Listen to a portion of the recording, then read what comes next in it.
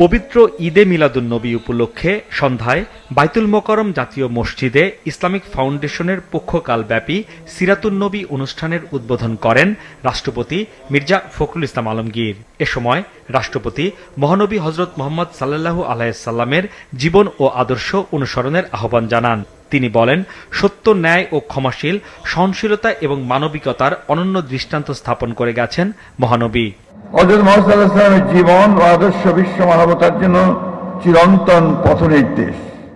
রাষ্ট্রপতি বলেন, এমন একটি বাংলাদেশ গড়ে তুলতে হবে যেখানে ধর্মপ্রাণ মানুষ স্বাধীনভাবে ধর্ম পালন করবেন, সব ধর্মের মানুষ নিরাপদ ও সম্মানজনক জীবনযাপন করবেন। বাংলাদেশ সাম্প্রদায়িক সম্প্রীতি ও ধর্মীয় সহাবস্থানের এক উজ্জ্বল ঐতিহ্যের দেশ। এদেশের মানুষ যুগ যুগ ধরে পারস্পরিক শ্রদ্ধা, সহনশীলতা ও সম্প্রীতির সঙ্গে বাস করে আসছে।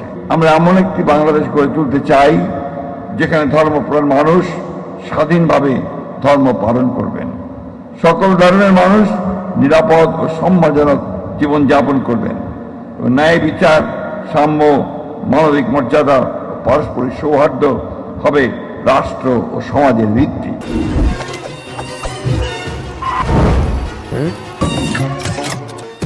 নৌকামান মশা দিবসে এক্সট্রিম সমাধান। তিনি আরো বলেন, বিভেদ, প্রতিহিংসা ও প্রতিশোধ কোনো জাতিকে শক্তিশালী করে না। মৌলিক অধিকার রক্ষায় সবাইকে ঐক্যবদ্ধ থাকতে হবে।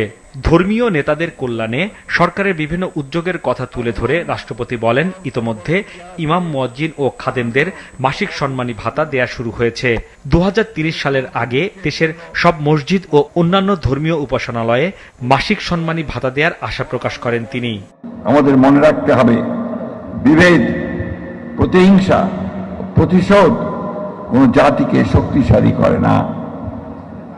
অতীতের কর্তৃত্ববাদ, ফ্যাসিবাদ ও অন্যায় যেন আর কখনো ফিরে না আসে, সেজন্য রাসূলুল্লাহ সাল্লাল্লাহু আলাইহি সাল্লামকে অনুসরণ করে এবং ধর্মের শান্তি, ন্যায় ও সম্প্রীতির মর্মবাণীকে হৃদয়ে ধারণ করে গণতন্ত্র, ন্যায় বিচার, সুশাসন ও মানুষের মৌলিক অধিকার রক্ষায় আমাদের ঐক্যবদ্ধ থাকতে হবে।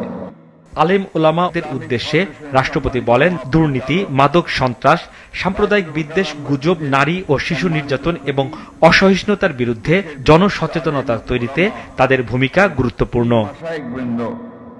হাসনাইন তানভীর, মাছরাঙা সংবাদ, ঢাকা।